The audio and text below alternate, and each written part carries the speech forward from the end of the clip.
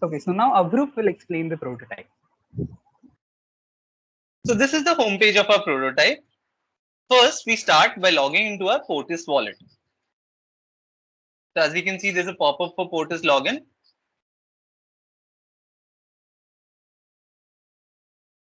So once I enter my credentials, I can log in into the system.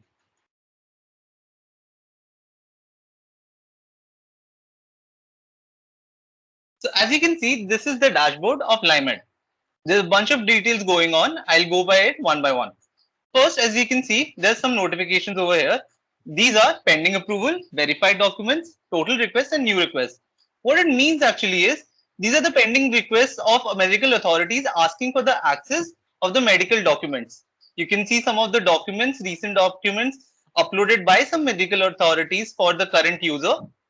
There are the total requests made for the user's access of the documents, and these are the already verified documents. So now moving on to the documents tab, here we can see the Portis wallet data, which I'll close right now. This is the list of the documents which have been uploaded by some medical authority which have been given access by the user.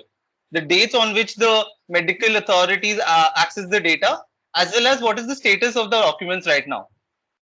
Moving on to the manage access, this is the portal where the user will actually give the data access to the medical authorities. Clicking this button, we can go actually and apply the access keys to the medical authorities. Now I'll log out to the system. Now Samarth will tell us more about the chainline information. So, as we saw in the prototype, so I would like to take a moment and explain what everything is going on behind the scenes. So, what happens is when a person goes to a doctor or a medical authority or a hospital, and it should be verified in the link. So, how it can be, we can actually manually add the node or the system which the person or the authority uses. So that is how we know that they have access to all the documents uploaded in the shared storage, which is Filecoin or any IPFS based storage.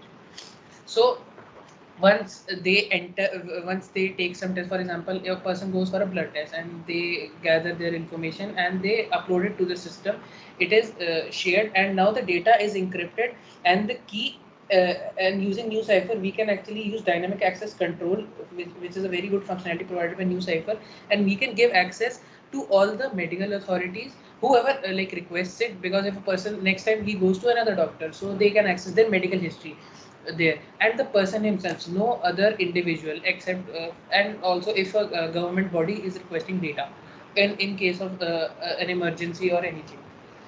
Now the person queries if a person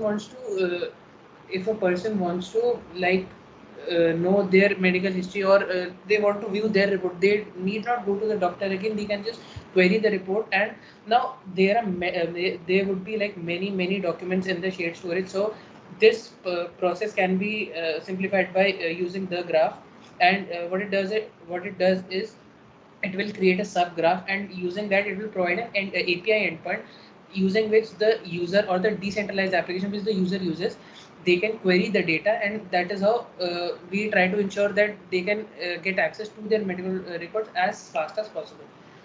Now the person has not gone to a doctor, or they're not maintaining their medical records for a long time, or they're not abiding by the system, or as we like to say, the contract, like. So every time a person goes to a doctor and the medical authority uploads their data to the shared storage or to the chain, what happens is we have uploaded a smart contract and it is being executed on Chainlink, and it checks for the document, and if it abides by all the rules and it checks all the fields, the person is now eligible for medical assistance, or they can go for the treatment as executed or as ensured by the contract. That is how the system is maintained by the user, and that is how we are trying to ensure decentralization, that the user is also a very active part of this chain. Not only the medical authorities, they not only they have the authority to give medical access to who medical assistance to whoever they like, but the user needs to be a part of this chain,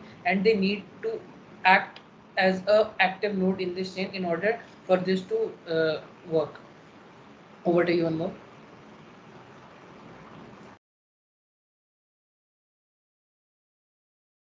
Yeah. So now coming over to the challenges that we faced.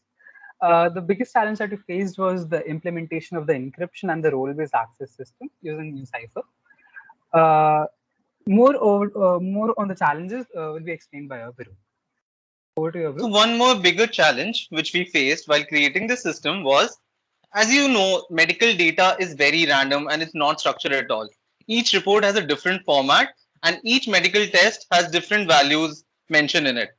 Considering this in the future, as we know, we can't know if the new 3D scans, MRIs, and the CT scans, and what kind of data will they support, what sizes will they have. So managing all this data on the blockchain is going to be really, really challenging for us. Making access for this data is going to be even harder moving forward, so that the medical authorities, when accessing this data, can view this data properly. Yeah. So we'll try to come up with a universal format in the future to support this problem. Yeah. This is it for our solution, guys. Thank you so much.